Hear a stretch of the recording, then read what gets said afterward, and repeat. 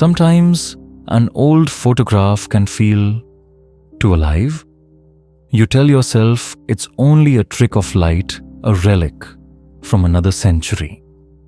But then, the longer you look, the more uneasy you become, as though the eyes, staring back, remember something you've forgotten. Tonight, we'll travel to Boston in the winter of 1887. To a grand Victorian house where a mother's love refused to die even after her child did.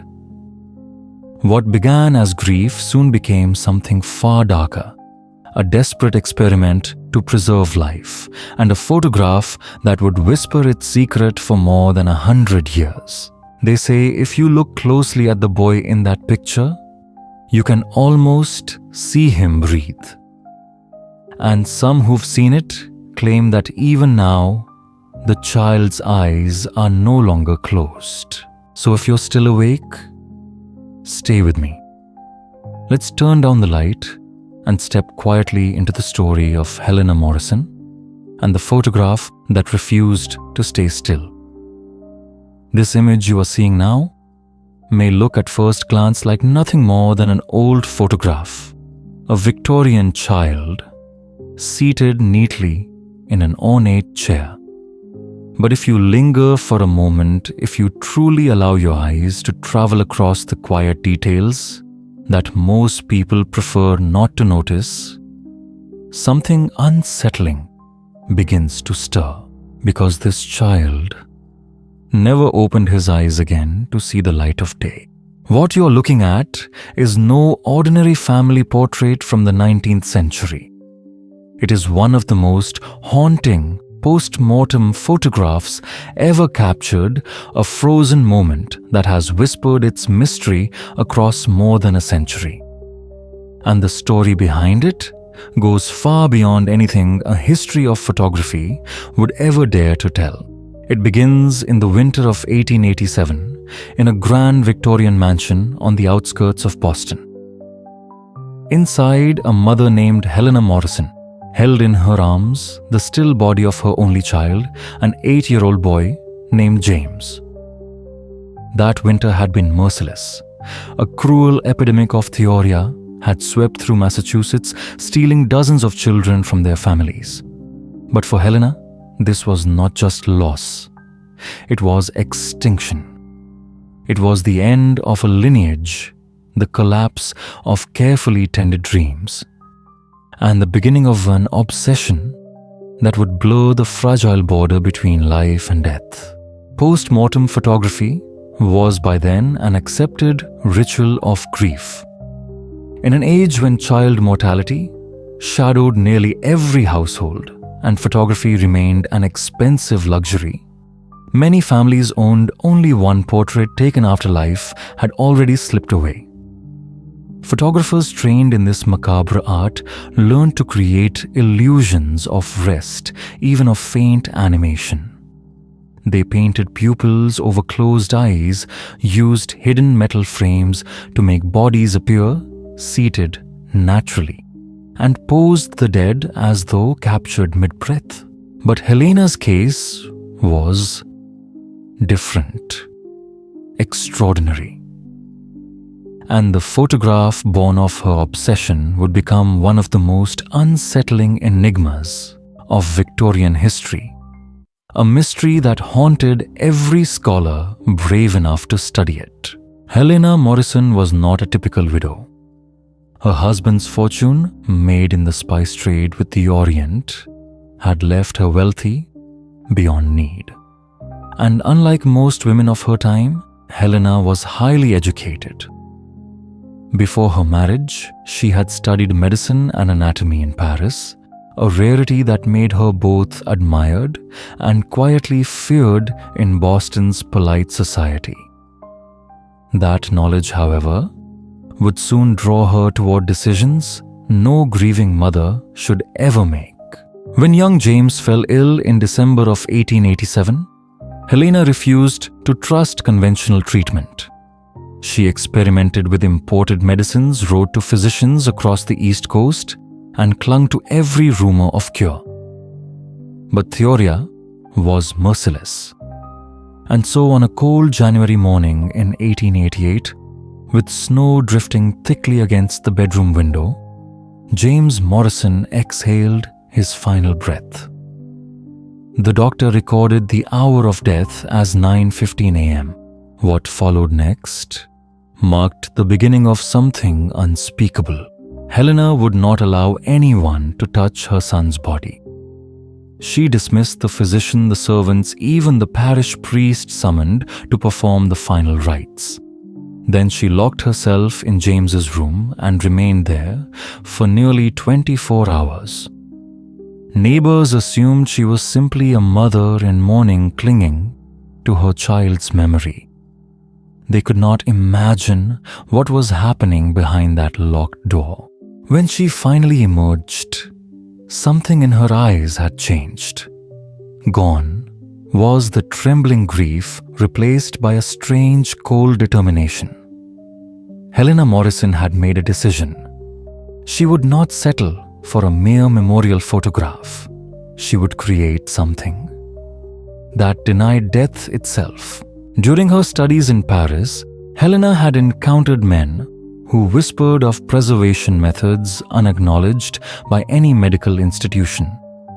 Some straddled the line between science and the occult, their laboratories smelling of formaldehyde and candle smoke. Helena had listened, learned, and taken notes. Now she intended to use that knowledge on her son. She contacted Augustus Peyton, New England's most skilled post-mortem photographer. His portraits were famed for their startling realism. Families claimed they could almost feel their loved ones breathe through the print. Helena offered him a small fortune, more than he could earn in a year under one condition. He would work exclusively for her for 2 weeks, using the precise methods she prescribed. Peyton hesitated, but the offer was irresistible. Winter business had been slow. A wealthy client's commission could sustain him for months. He accepted, never suspecting the strangeness that awaited him. When he arrived at the Morrison mansion, the boy's room had been transformed into something halfway between a parlor and a laboratory. Glass jars, copper instruments, unfamiliar chemicals lined the shelves. And there, seated upright in an ornate chair, was James, dressed neatly, his hands resting gently upon the armrests. At first glance, the preservation was astonishing. The child's skin retained a natural tone, his face calm and lifelike, as though caught in gentle sleep. But as Peyton adjusted his equipment, unease began to rise. The air in the room felt dense too, still too watchful. And though James's eyes remained closed, there was a sense, faint, impossible, that he could still see. Helena directed every detail with obsessive precision: the angle of the light, the exposure length, the camera's height, even the temperature of the room. She took notes constantly, not only about the photograph, but about James's condition, the humidity, the time between exposures. Peyton began to realize he was not assisting in mourning, but in an experiment. Then came the moment that truly chilled him. Helena asked him to adjust the boy's position. As Peyton moved the child's hand, he felt, or imagined he felt, a subtle resistance, like faint muscle tension under the skin. He froze. But Helena said nothing, only watched him with feverish eyes, urging him to continue. For 5 long hours, they worked in silence. The images that emerged from Peyton's camera were extraordinary, each sharper, clearer, and eerily more alive than anything he had ever captured. Through the lens, James did not appear dead. He seemed merely asleep, waiting to awaken. But there was something else, something beyond life or death. It was as if the child eyes closed still met the gaze of whoever looked upon the image. When the session ended, Peyton could hardly breathe. He promised to develop the photographs and deliver them within a week, desperate to leave that suffocating house behind. But the true horror began later in the solitude of his dark room. As he developed the plates, Peyton noticed that the images of James defied every principle of photography he knew. Each print revealed an impossible sharpness. Every strand of hair, every pore, every faint pattern on the boy's skin captured an unearthly clarity. It was as if the camera had seen too much. And in the quiet darkness, as the image surfaced in the chemical bath, Augustus Peyton swore he saw the faintest movement, a flicker, a shifting shadow in the reflection of a child who, by all logic, could not move at all. Peyton tried to dismiss what he saw, a trick of the light perhaps, or the fatigue of long hours spent in darkness. But when he prepared the next plate, the sense of being watched became impossible to ignore. The child's face, though, still seemed to shift slightly between exposures. A faint difference in expression, a soft curve in the lips as though James Morrison's likeness was slowly reclaiming a spark of awareness that did not belong to the dead. For 3 nights, Peyton labored in his studio, sleepless and trembling. Each photograph seemed clearer, more vivid than the last, until he began to feel that he was not developing images, but unveiling them one layer of reality after another. And somewhere beneath that surface, something waited. On the 4th night, when he dipped the final plate into the developer, a scent unlike any chemical rose in the air. Something sweet, faintly metallic. And when the image came into focus under the red light, Peyton felt his breath catch. The boy's eyes, once closed, now appeared open. Not painted, not drawn, but captured. And they were looking directly into his. He dropped the plate. It shattered across the floor, scattering the ghostly reflection of the child in 100 fragments. Peyton ran from the room, leaving the chemicals to burn in their trays. That night, the neighbors claimed they saw a light still burning in his studio window until dawn, though Peyton swore later that he never returned. When he delivered the photographs to Helena Morrison a week later, his hands still trembled.